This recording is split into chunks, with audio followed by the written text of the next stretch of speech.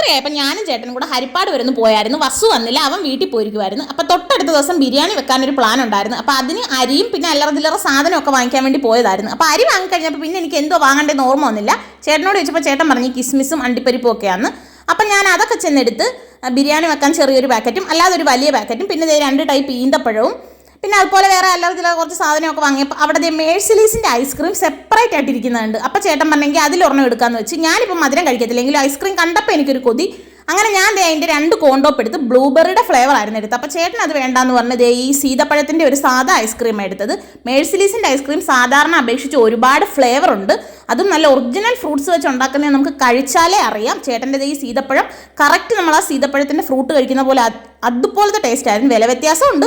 സാധാ കോണ്ടോപ്പിന് 35 ആണെങ്കിൽ ഇതിന് 60 രൂപയാണ്. അപ്പോൾ ഇതിൻ്റെ താഴെ വന്ന് നമ്മുടെ സാധാ കോണ്ടോപ്പിൻ്റെ പോലെ ചോക്ലേറ്റ് അല്ല ബ്ലൂബെറിയുടെ ഫില്ലിംഗ് ആയിരുന്നു. അപ്പോൾ അവിടെ നിന്ന് ഇറങ്ങി ദോശയൊക്കെ കഴിച്ച് ഞങ്ങൾ വീട്ടിലോട്ട് പോയി.